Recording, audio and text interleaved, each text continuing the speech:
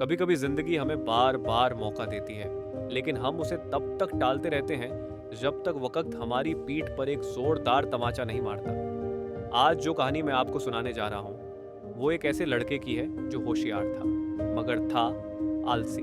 उस लड़के का नाम था राहुल। बचपन से ही लोग कहते थे ये लड़का बड़ा कुछ कर सकता है, दिमाग ऐसा कि एक बार पढ़े तो याद रह जाए। पर दिक्कत सिर्फ एक थी, कर लूंगा यार, अभी टाइम है।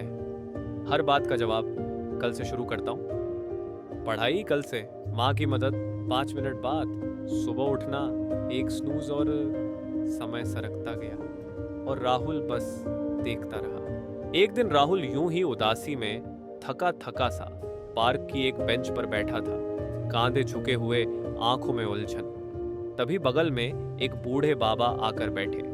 चेहरे पर झुर्रियां थीं, लेकिन आंखों में जैसे एक शांति थी, जैसे सब कुछ देख चुके हों। बाबा ने मुस्कुराकर पूछा, बेटा क्या बात है, कुछ परेशान लगते हो? राहुल बोला, कुछ समझ नहीं आता बाबा, लगता है मैं जिंदगी में कुछ नहीं कर पाऊंगा। जब तक कुछ करने की सोची तब तक वक्त ही निकल गया। बाबा चुप रहे, फिर बोले, बेटा एक कहानी सुनोगे जो मैंने खुद जी है, शायद तुम्हें वक्त की कीमत समझ में आ जाए। बाबा बोले, मैं भी तुम्हारी तरह बहुत तेज था। कॉलेज में सब कहते थे कि मैं टॉप करूंगा, लेकिन क्या किया मैंने, हर बार टालता गया। कल पढ़ूंगा, फिर कभी सोचूंगा। फिर एक दिन एक इंटरव्यू था, मेरी ड्रीम जॉब का मौका। मैं बस 2 मिनट लेट पहुंचा और उन्होंने कहा इंटरव्यू ओवर। बेटा वो 2 मिनट मेरी जिंदगी के सबसे महंगे 2 मिनट थे। उसके बाद बहुत से मौके आए और मैंने उन्हें भी खो दिया, क्योंकि मैं वक्त को हल्के में लेता था। एक बार मेरा दोस्त बहुत बीमार पड़ा। मैं सोच रहा था कल मिल लूंगा, अगली सुबह उसकी मौत की खबर आई।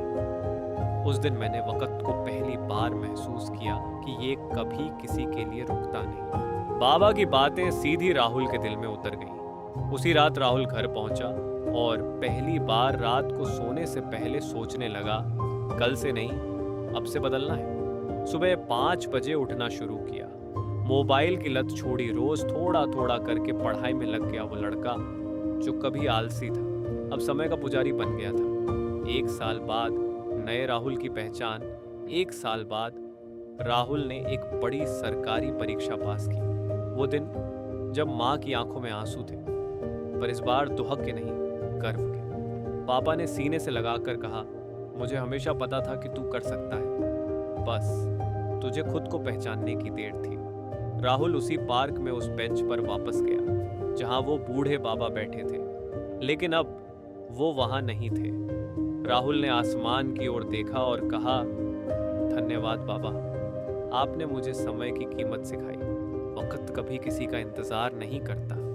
जो आज आलस में टाल देते हैं वही कल पछताते हैं, और जो आज जाग जाते हैं वही कल इतिहास बनाते हैं। तो दोस्तों, उठो, जागो और तब तक मत रुको जब तक अपने समय का सबसे बेहतरीन उपयोग ना कर लो।